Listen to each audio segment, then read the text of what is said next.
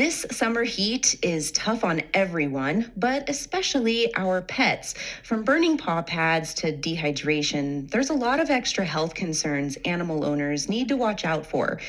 And people are going back to work after months or even maybe over a year at home. Are their pets going to be okay without the constant attention from their owners? Today, we have a panel of experts to answer all of your pet questions. You can also email son@knpr.org. On Twitter, we're at KNPR News, and our Facebook is Nevada Public Radio. But first, Shadi Irafij is the Chief Medical Officer for VetTriage.com. Dr. Irafij, welcome back to the program. Thank you so much for having me. I'm really excited. And I should note, I think you're on the road somewhere. So if our listeners hear a little bit of feedback from that might be what that is. Thank you for being here. You know, people are headed back into their workplaces, some of them even more than a year at home with their pets. What can pet owners do to help their animals adjust to this change? Yes, thank you. And my apologies, of course, for the background noise. So we're probably going to end up seeing a rise in separation anxiety in our pets. They've been so used to being around their pet parents 24/7 during this entire difficult time for all of us that I have a feeling that we're going to see an increase in this. And so there's several things you can do, but I would probably lump those things into two big categories. The first being behavior modification, the second being pharmaceutical intervention. So behavior modification is basically dog training. You're going to want to be able to discuss with a dog trainer or even a veterinary behaviorist methods that they can utilize to try through positive reinforcement, make it so that you can convince your pet it's okay that you're no longer home when you're at work. And so that method of intervention is, of course, time-consuming, but it's a way of not relying on pharmaceutical intervention to be able to modify your dog's behavior so they are not anxious, they're not destructive when you come home from work. The second category is going to be pharmaceuticals, behavior modifying drugs, Prozac, for example, popular one, that'll help ease the dog's anxiety. And you can utilize that if you're the kind of pet parent that just doesn't have the time or the resources for training, or your pet has undergone training, behavior modification, but unsuccessfully so. And those are the two big categories I would think about as far as how to tackle the anticipated increase in separation anxiety. You know, I've been around some dogs that have some pretty severe separation anxiety. So at what point would you recommend getting medication to calm these more severe cases? Are you saying if the behavior modification doesn't work? That's right. I mean, most pet parents don't really want to rely on medications to take care of a problem with pets. But the reality of it is the psychosis, if you will, behind canines is difficult to interpret because they can't verbalize what their concerns are. We can't talk to them. And so we have to go based on the science they're showing us and, of course, our veterinary experts. So most often I'll use pharmaceutical intervention for those dogs when they fail behavior modification, or for those pet parents that just don't have the time or resources to put into training their pets how to cope with the uprising separation anxiety. But it's not like medications are all bad. There are some cases that truly rely on that, and it's not like every single dog has to be on these medications lifelong. We try to wean them off if we can. We're hitting triple-digit temperatures this week here in Las Vegas, and some pet owners might be thinking about getting their animals shaved to cool them down. Is that a good idea? I don't have a problem with that personally, although I think that maybe is a fairly mild solution to a bigger problem. There are certainly other methodologies you can utilize to try and prevent damage to your dog or trauma to your dog from the increase in heat. But I don't have anything against it myself if you were to perform a shave down. I've heard that it's not great to shave certain breeds of dogs, like Huskies or St. Bernards or something like that. Is it breed specific? I think it is. I mean, with my experience with shaving your entire pet, it does seem that there are certain cases, and I think it is breed specific, whereby when the hair grows back, it comes in either with a different color or a different texture than before. Now, maybe you can argue that's mostly cosmetic, and so be it, but pet owners have to be aware of that potential. The other thing you have to keep in mind, too, when you want your dog's hair to grow back, it is hormonal and seasonally influenced. So hair growth is not the same year-round. So it may take a much longer time for the hair to grow back during different seasons or during your dog's hormonal balance. Do dogs need sunscreen if they're going to be outside, maybe in the sun for a long time? They absolutely do. I see too many unfortunate cases of sun damage and skin cancer that result from that damage. So those dogs that have hair that's fairly finely distributed on their body, so for example, Whippets and Greyhounds are known to be fairly hairless, especially on certain parts of their body, like their underside. You want to be able to protect them from the sun. We want dogs to enjoy the sun. Clearly they do. We also want to make sure that they're safe about it. So you can actually put sunscreen on those areas. There's two things I would look into with that. First of all, try to find a sunscreen company that is safe for dogs, because dogs are going to try and lick these ointments off of their body. But secondly, if you just can't seem to stop them from licking at the area, even if it is a dog-safe product, then you may need to purchase something like the cone of shame, the e-collar, to try and prevent them from licking it. The common areas that we see that have sun damage are the tips of the ears and the belly and the groin area. Those are most common, especially for those pets that like to sunbathe on their backs. What are some signs that an animal might actually be suffering from heat stroke? Heat stroke is a difficult scenario because it's on the forefront of people's minds when they have a pet that becomes acutely ill. But not every dog that was outside has heat stroke who gets ill. And so it's one of those things. It involves a combination of self-diagnosis but also seeking veterinary attention. So the one thing I really want to stress with heat stroke is that it can come in a variety of forms. Anything from vomiting, diarrhea, not eating, lethargy, behavior changes. These can all be signs of heat stroke, but they can also be signs of any other disease as well. So the hallmark sign of heat stroke is to confirm that you actually have a high body temperature. And in dogs, a 102.5 is probably the upper limit in most cases of normal, based on a rectal thermometer, a rectal digital thermometer.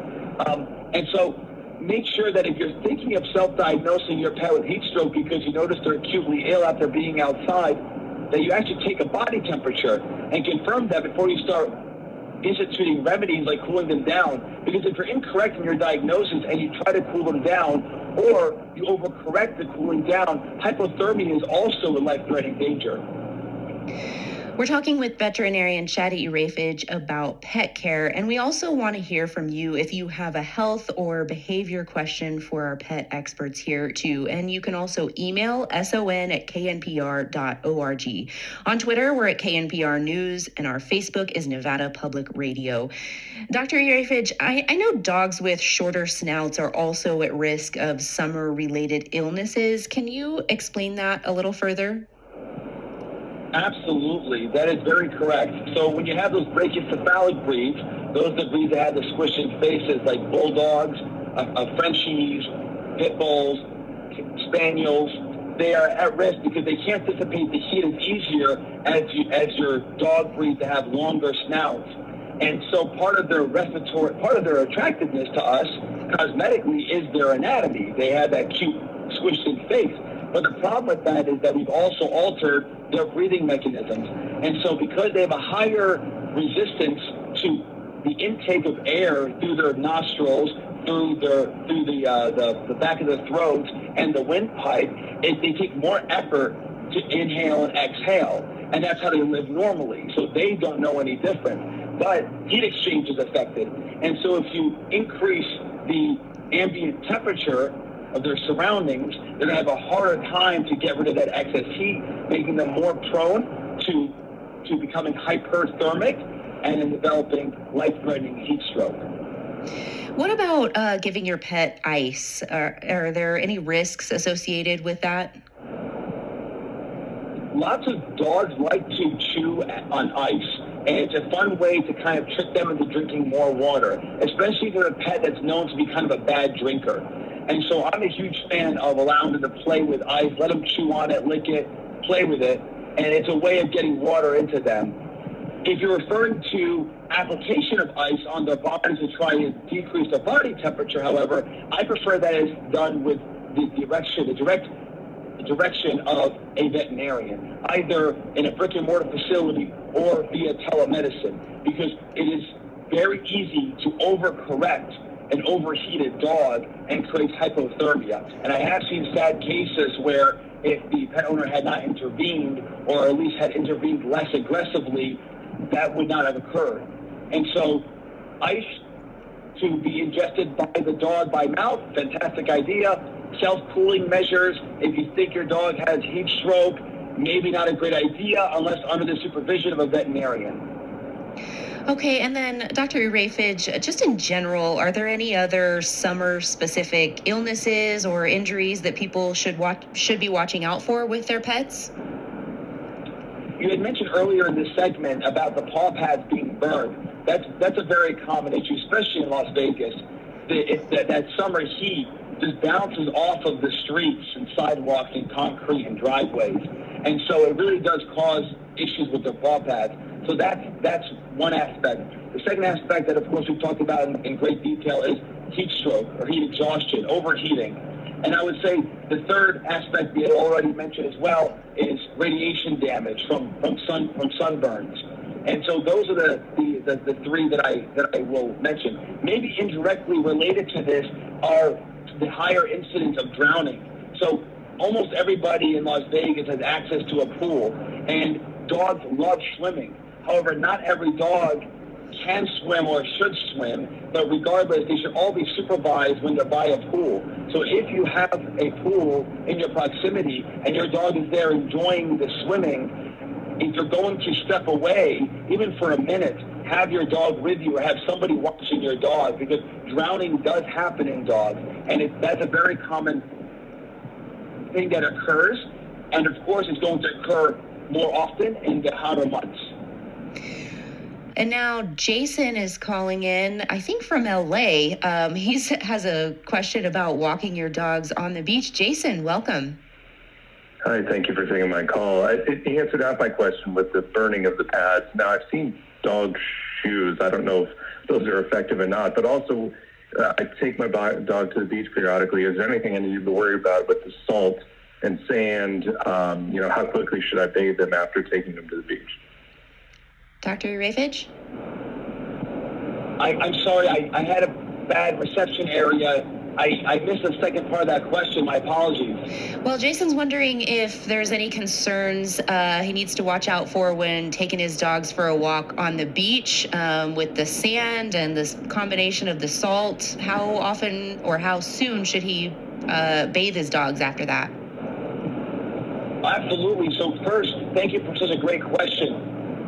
The sand impaction, where dogs get an intestinal blockage because they've ingested sand, is a huge problem. Not that it's very common, it isn't, but when it does happen, it's very hard to save those dogs. I performed plenty of surgeries, intestinal surgeries, over my 15 years for dogs that have sand impaction, and it really does cause havoc on their intestinal tract. The prognosis is probably around 50-50 for survival in those dogs. So please make sure to keep sand ingestion to a minimum or just eliminate it completely. Second of all, saltwater ingestion is another problem. Dogs love drinking water, and it's very easy for them to just drink ocean water because they're thirsty during a beach excursion. And so we don't want to cause irregularities in their electrolytes, nor do we want to create a vomiting scenario if they're ingesting salt water. So again, try to minimize that as well.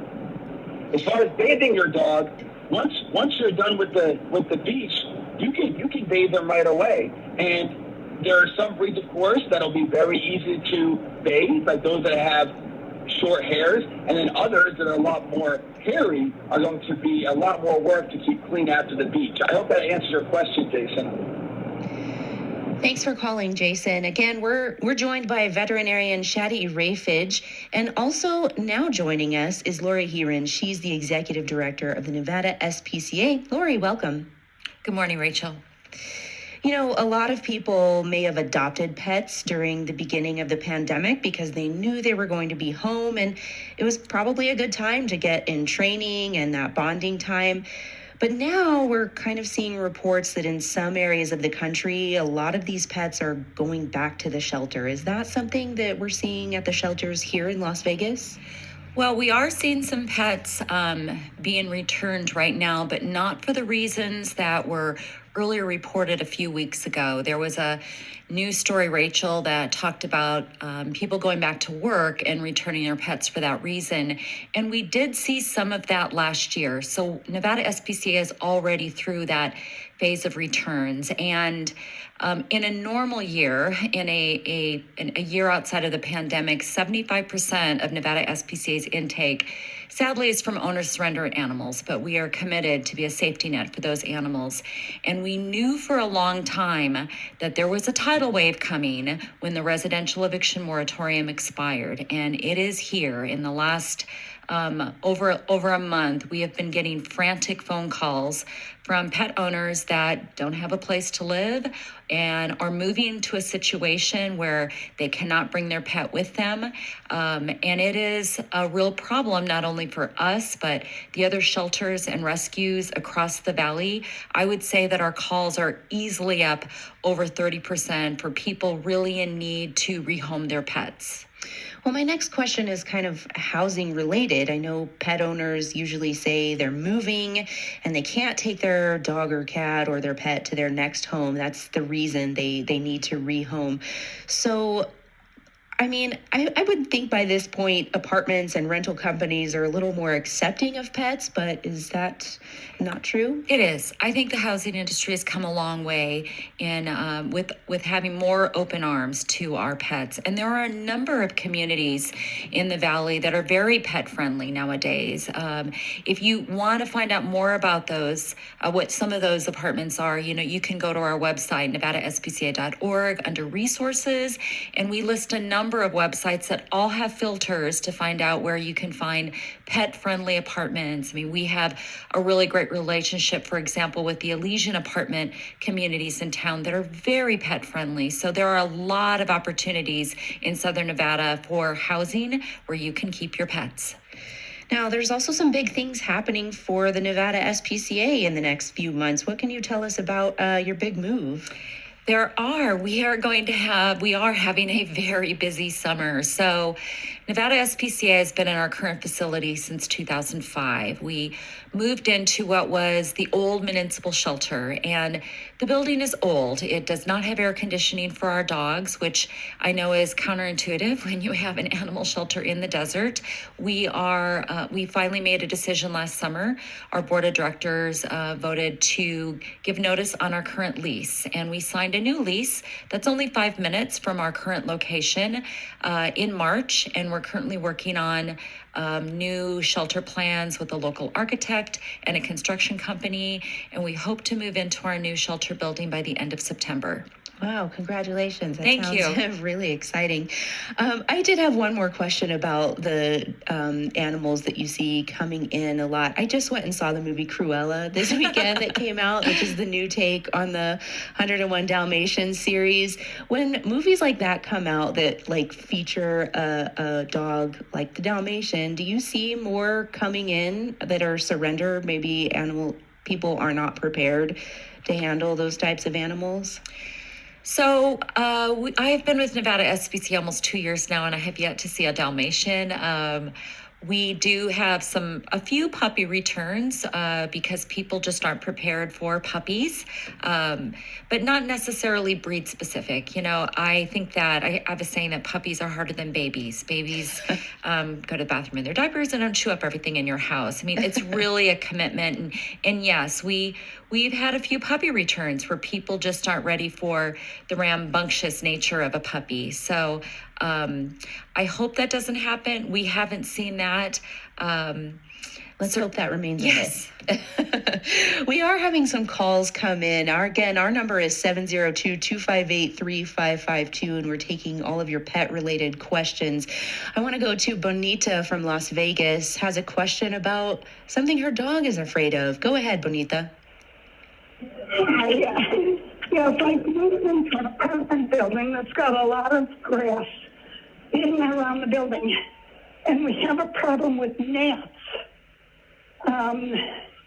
My dog is terrified of gnats, and of course they come into the apartment. I'm doing everything I can to keep them out, but other tenants have told me that they always have a gnat problem in the summertime.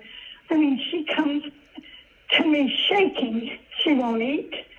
I'm just having, I don't know if there's something I can give her to calm her down. She's about 12 years old. She's a poodle. But I don't know what to do. I'm going to shoot this over to Dr. Shadi Rafij. Bonita was asking about the gnats around her apartment, I think, that they're really severe and even affecting the way her dog behaves. What advice do you have for her? Thank you. That is actually a fairly unique scenario, but of course willing to tackle it. There are two thoughts that I have when I was listening to your question. My first is, my understanding of insects that are that tiny is that they're fairly sensitive to wind. And so perhaps trying to create a situation in your house where you've got fans that can blow the wind in the right direction, I suppose, that may help deflect the gnats. My second thought was, there are plenty of companies out there that produce. Oh,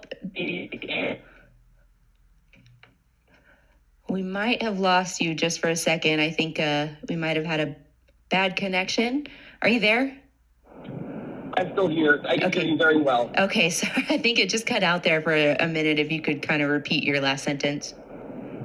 Yes, so there are plenty of companies out there that we're all familiar with that produce safe and effective anti-flea, anti-tick medications, those monthly preventatives like Frontline, Revolution, and I'm wondering if those companies, if you were to contact them, if they would have any insight as far as would their medications be effective against those types of parasites as well, gnats.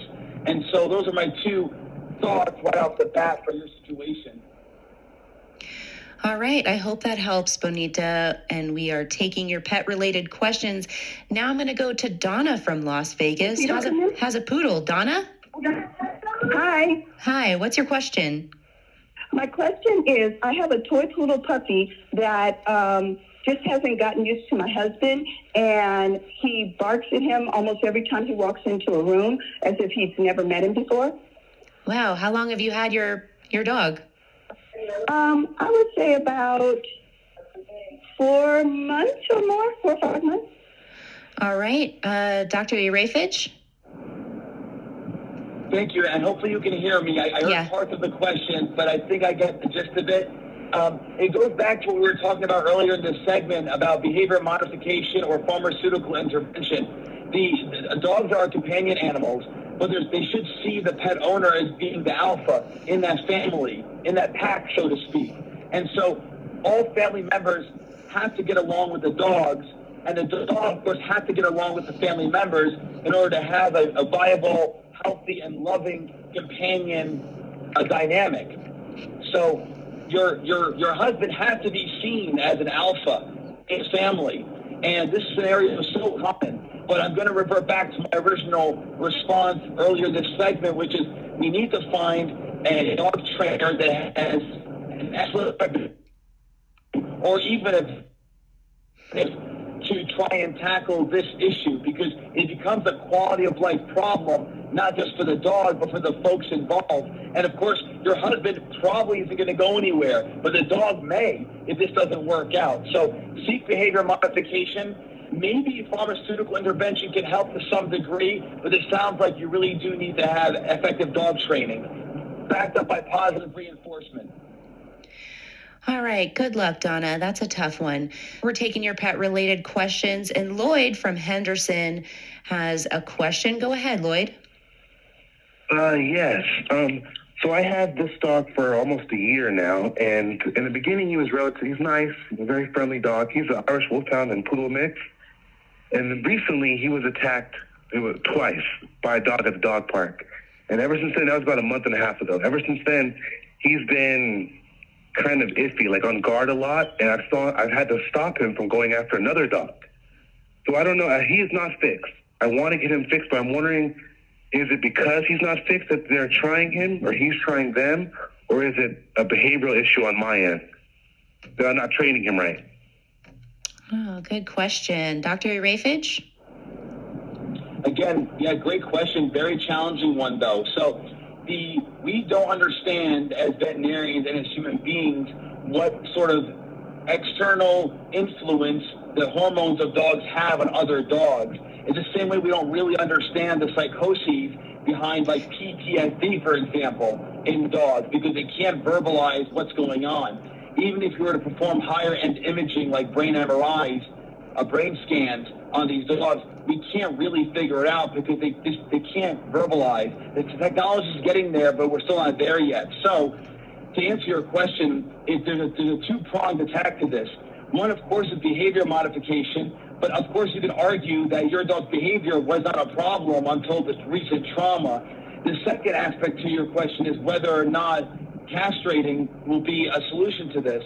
Now, as a veterinarian, I'm going to advocate for neutering your dog anyway because of health reasons. But having said that, it's probably twofold in your case, because if you were to neuter your dog, maybe that'll alter the hormonal balance in your favor to where other dogs will not want to attack or feel the need to attack, the same way your dog maybe will calm down as far as being so anxious around others. But that's a tough one because you have a combination of potentially hormonal and behavioral influences here. It's going to become a trial and error. So you could neuter your dog and not have resolution. The same way you could try behavior modification without neutering and not have resolution. You may have to pick one and then deal with the fact that it may not work, and then go ahead with the second option if it doesn't work. Thanks for that question, Lloyd. I hope that helps. Again, we are taking your pet-related questions today. Email son@knpr.org. On Twitter, we're at KNPR News, or on Facebook, we are Nevada Public Radio. I want to go ahead and bring in our final panelist today. He's the Department of Public Safety Administrator with the City of Las Vegas, Rudy Tovar. We want to talk about some animal control issues with you. Rudy, welcome. Hello, thank you for having me. Thanks for being here. You know, there are ordinances in Nevada aimed to crack down on the backyard breeders. Pet owners are required to get a permit if they want to breed their dog. Since then, have we seen a reduction in these backyard breeding cases? Are these permits working? It's kind of difficult to ascertain whether the permits are truly working, because unfortunately there are instances when we arrive on the scene of calls and identify that breeder permits are not being held by our citizens. Once we identify that to be the case, we provide education and inform our citizens that the city ordinance requires the spay and neuter of any dog over the age of 4 months. And we also inform them that any animals that arrive at the shelter are not released unless the animal will be spayed or neutered. Because controlling the pet population and responsible breeding is something that we do take seriously. Now, in regards to the breeder's permit, we do have information on our website where folks can take a look at at what's required for a breeder's permit. There will be a city license to be required. There'll be an inspection. So it's very stringent. We don't just hand out breeder's permits. We really want to make sure that the individuals that will be breeding are doing so in a responsible manner.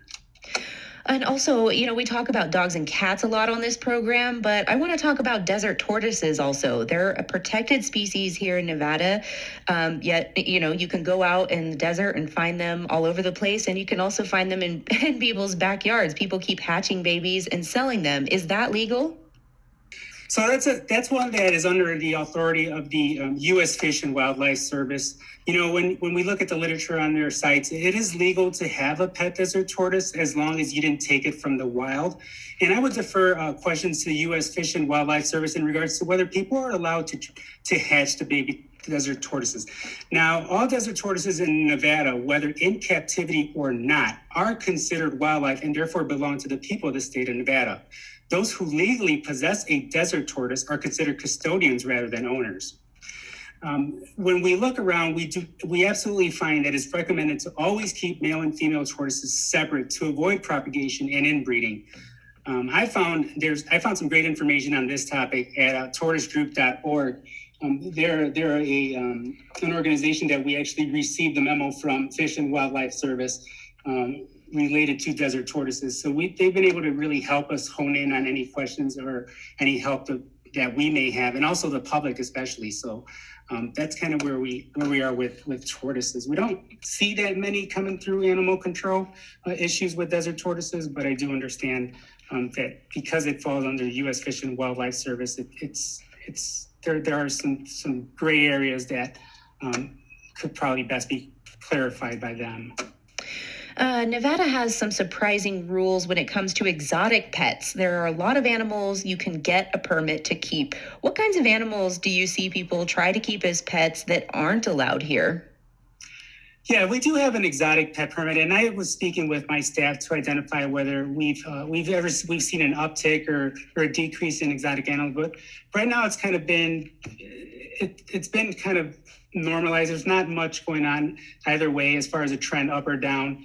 In our website, you can find that we say, all monkeys and primates, all cats except domestic house cats, snakes over 8 feet long, coyotes, wolves, hybrid wolves, lions, foxes, tigers, skunks, raccoons, and all venomous reptiles would fall under the exotic animal, and we would take a look at that and issue a permit.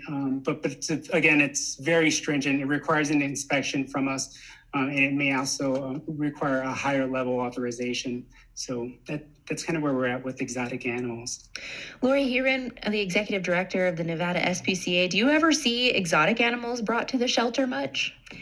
Well, we currently don't intake any animals outside of dogs, cats, and some small pets, rabbits, guinea pigs, and pet rats. And we decided a couple of years ago to really focus on those species since they were the most popular.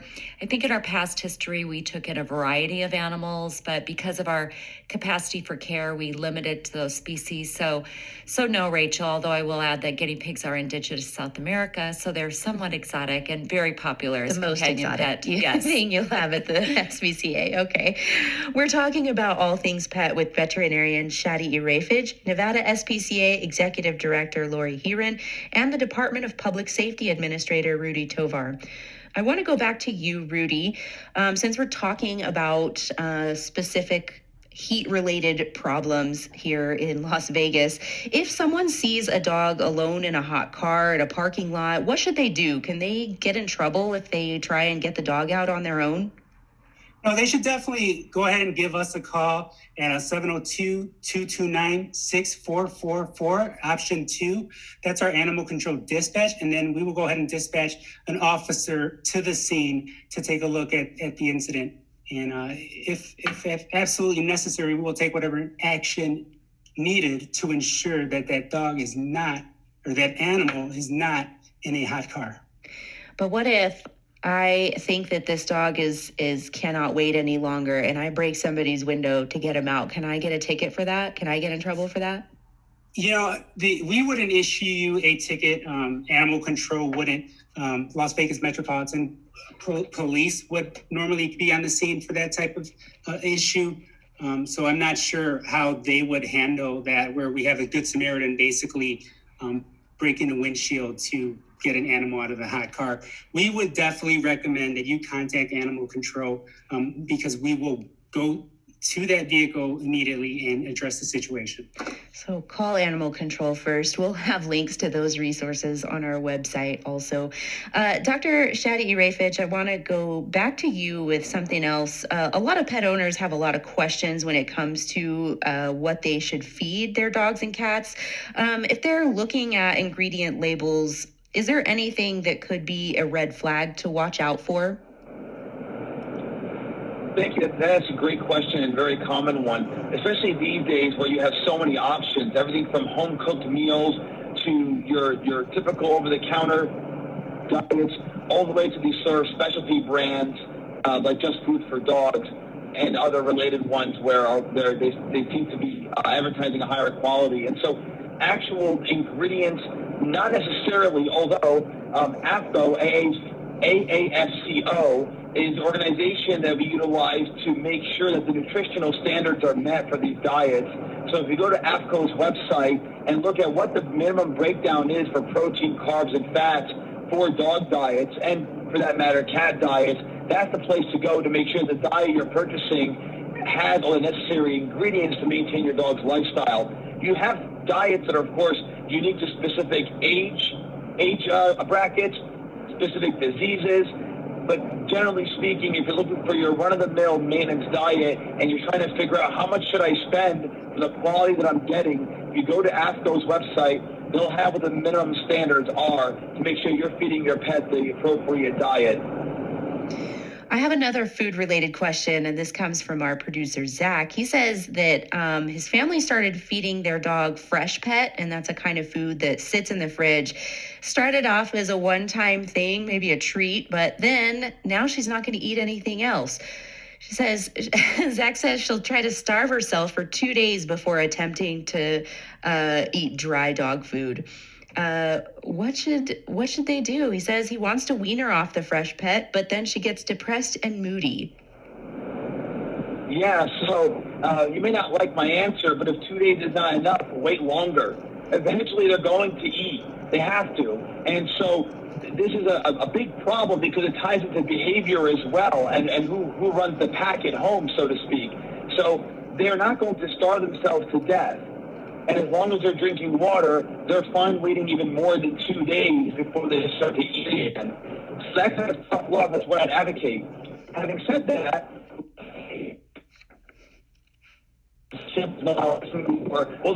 there's a huge number of different kibbles out that you can try, and so offering your dog another kibble, either a different flavor, different company, that may be your ticket as well.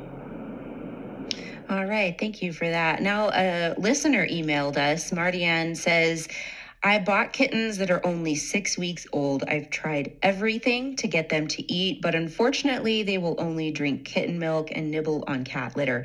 How do I get them to eat? How old are these cats? She says 6 weeks old. That's a tough one, but if you are trying to get them off of the milk product onto more solid food, either kibble or canned food will do, maybe even a mixture. Sometimes it's the actual texture of the food that's the problem because their teeth are still growing in. So maybe add some water to the kibble to soften it more, or add some water to the canned food to make it a little bit easier to lap up. Otherwise, it just has to be a matter of time. Eventually, the way the biology is, they're going to eventually transition over to the more solid food, especially as their more permanent adult teeth come in. But I would say those are some starting points. Okay, and then another listener question says, my dogs love to chase lizards, birds, and rats around the yard. Every so often, I'll find one of these critters dead on my doorstep as a present. Should I be worried about my dogs getting sick or harmed from hunting and sometimes eating these creatures? So some of it depends on what creatures and where you're located in the United States. So, for example, in areas like the East Coast, Northeast, where they have a large tick population, your dog is then at danger of getting a tick bite. And so make sure that you have, if you live in those areas, good flea and tick prevention on them to help against that. If you live in an area that contains lots of mice and rats who are prone to ingesting rat poison or mice poison in that area, your dog can then become poisoned as well from ingesting those animals. And so that's also a problem. And there's no preventative measure for that other than stopping the behavior. So that's one you have to look out for, those who cause some fairly bad neurologic signs or bleeding disorders. The other potential danger is parasites, worms, for example. The same worms that affect dogs can affect other mammals, other wildlife mammals. And so that's also a concern. And so making sure you deworm your younger animals. And then, of course, if your dog does practice these behaviors, submitting a stool sample to the veterinarian for random screenings to make sure they don't have intestinal parasites is also a good thing to do. All right. Again, we're talking about all things pet related today. You can also email us at son@knpr.org. And we've had a couple more questions come in that I'm going to pivot over to Rudy Tovar. He's with the city of Las Vegas. Rudy, what about the anti-tethering law? Is it illegal for a dog to be tied up outside? And what should someone do if they see that? Well, that's a great question. And so, in regards to tethering of a dog, we recently passed some cruelty laws to protect our animals. The city council recently passed them, and one of them was that we need to ensure that no dog is tethered during a National Weather Service heat advisory. If a resident sees an animal tethered during a National Weather heat advisory, they can call us at 702-229-6444, option 2, and we'll go ahead and send an officer up onto the scene to take a look at the animal and to ensure, basically this would be a violation. So in this case, we would have to have a conversation with the owner in regards to the ordinance that they are violating, and provide the information that is necessary related to our ordinance if that owner is not knowledgeable and understanding. We also have some other tethering laws that were recently enacted, and that is that no animal should be tethered, tied, or restrained for more than 10 hours in a 24-hour period. And also with the heat now, we also added that cooling devices when the temperature is expected to exceed 105 degrees must be provided. So we're looking at misters, swamp coolers, or air conditioners. And we've also always asked that there be shade for the animal. So basically we've strengthened our ordinances to ensure that no animal is tethered, especially during the National Weather Service heat advisory. So it's kind of some of the steps we've taken recently here at the city of Las Vegas. Right. Well, just to go into that just a little bit more, since it is so hot this week, we are under an extreme heat warning. Is a dog being left outside with no shade cause to call animal control? Yes, absolutely. Definitely give us a call. We will go on the scene and take a look at that animal, see what kind of condition they're in, talk to the owner, ensure that the owner is bringing the dog into the home and not allowing the dog to stay out, especially if there's no shade out there. That's a major issue for us. Okay.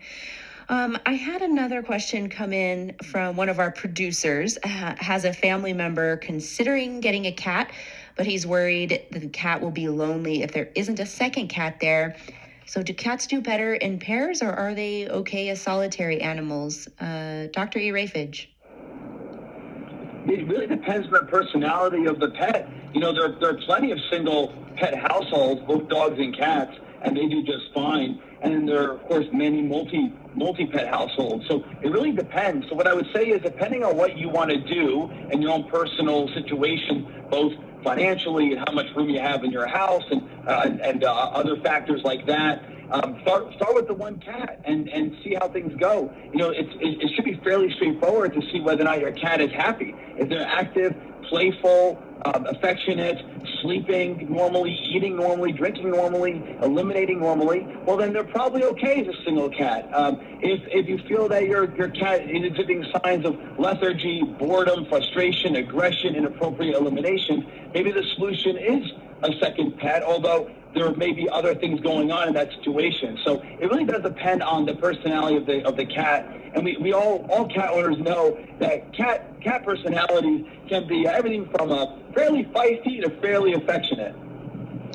Okay, and I also want to go to Lori Heron, the executive director of the Nevada SPCA. For people out there thinking about adopting a new pet for the summer, are there any other demographics that you're seeing at the shelter that could kind of use the support? Sure, I would agree entirely that it depends on the personality of the pet, and it also depends on the right fit for the family. So we have an adoption counselor team that is very well versed in asking all the right questions, because our goal is always to make sure that the animal stays in the home that we've where we've rehomed it. I will say in high kitten season, where we are there right now with large surge of kittens being born outside, that we often recommend that kittens can be adopted in pairs because they do need playmates and they're very active. So if that's a good fit for the family, I think that's a wonderful example of where a pair of pets can be more effective than just a single animal. Mm-hmm. What about senior pets, older dogs and cats? Do you have many of those, and when might they when might they be a good fit for someone? So we have, unfortunately, a number of senior animals that are turned into our shelter. I would say over 25% of our intake are senior animals. And that's because some of it is cost. They have increased veterinary needs, dental work, other medical concerns. Also, behaviorally, sometimes things show up as they get older and people just are not able to, for a variety of reasons, take care of the seniors. So we see a lot of them. We do have a program called Senior for Seniors, where our senior animals over the age of 8, the adoption fees are waived for any human seniors over the age of 65. And we find that that can be a really good match for a human senior to want to take in a pet that is older, usually calmer, and often a good fit for their household. And Dr. Urafij, we have just about 30 seconds left. If somebody adopts a senior pet, do you have any quick advice for them to keep them healthy and around for as long as possible? I love folks that adopt the older pets. That's fantastic. Those pets are usually trained. They're super sweet. Their personalities are sad, so they're great. Recommendations I have is purchase a quality senior dog food diet. Place them on fish oil supplements because fish oil does help with skin, GI tract, and joints. And also make sure to start them on glucosamine chondroitin, a joint supplement to help with mobility. And so those are some quick, easy tips to add to your senior pet's life to improve their quality. Great. Thank you so much. And a big thank you to all of our panelists, Dr. Shadi Urafij of VetTriage.com, Lori Heron with the Nevada SPCA, and Rudy Tovar with the City of Las Vegas. You can find links to all of the services that they mentioned on our website at knpr.org. This is State of Nevada. Seen anything that justifies those claims as far as you're concerned? We have not seen anything to say that the process overall was not above board. That's not to say it was perfect. There is no perfect election, but overall, we would certainly say that it was well managed and actually did have a high degree of trust. Were there any things that did concern you, though, in terms of the atmosphere in which the election was held? The polarization was palpable, and we heard increasingly aggressive language from leading politicians, from leading political groupings. And this kind of antagonistic language is not constructive. The public needs an informed debate in order to come to an informed choice when they get to the polling booth. And we did find that was sometimes missing. There was the point that there were amendments to the election legislation not that long before the elections took place. And while they had been broadly discussed and debated, which is something that's very important, that they weren't just passed without any discussion, but they were passed very quickly. And that leads to legal uncertainty, that just before an election to pass new election laws is not good practice. And in terms of the range of candidates, I'm not really sort of making a political point here again, but I'm actually just talking about, how many women were involved in the campaign, because one thinks of Armenian politics as being fairly male-dominated. What was your sense of that? It's an interesting point because there were actually recent changes to increase the representation of women in the candidate lists, which we found to be very positive. However, they actually remained largely, almost completely absent from the public debate during the campaign. And so you saw this kind of mismatch that while they had this representation legally, they also need to be given the opportunity and the encouragement to engage actively in political life. Katya Andrush from the Organization for Security and Cooperation in Europe on Sunday's election in Armenia.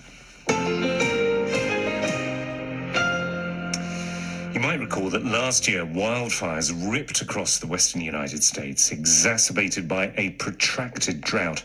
And to those who monitor these things, this year could be even worse, or at least more widespread. So just how bad is this drought in the span of history? We can get a pretty good idea through the science of dendrochronology.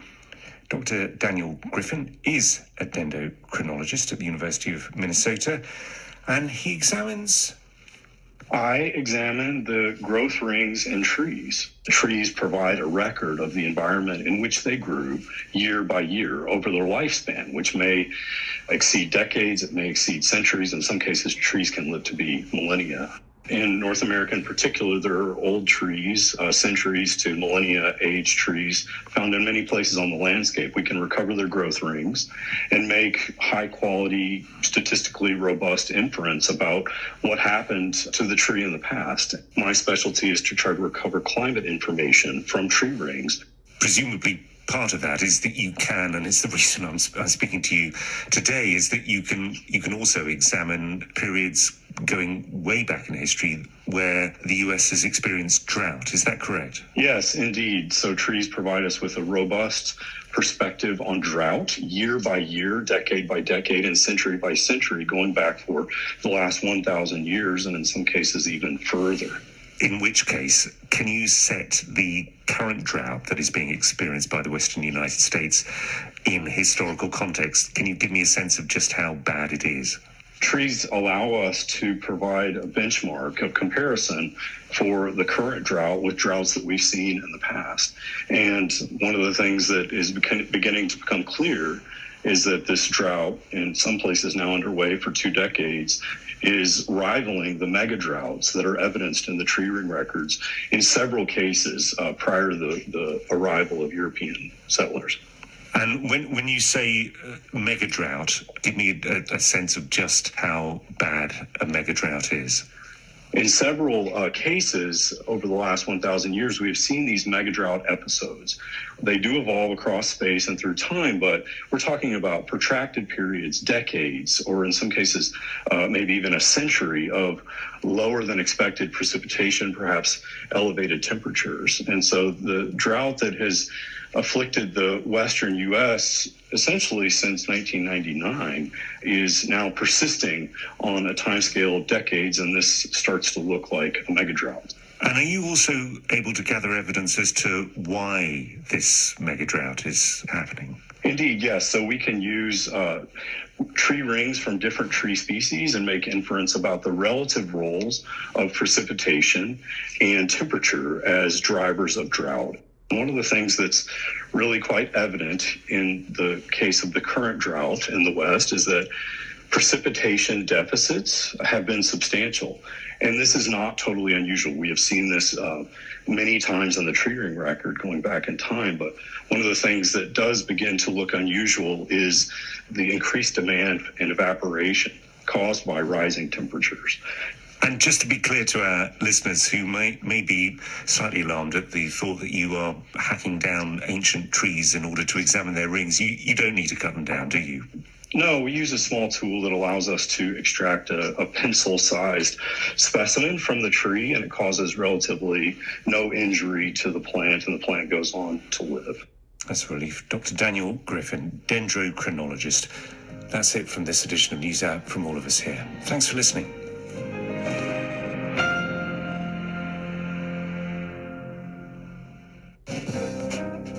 I'm Ray Donardi with Jaguar Land Rover Las Vegas. This is News 88.9 KNPR Las Vegas, 91.7 KLNR Panaca, and KTPH Tonopah, 88.7 KWPR Lund Ely, and 89.3 KLKR Elko. K201HX Mesquite at the Eureka Casino Resort, K201BF Scotty's Junction, and K201AD China Lake at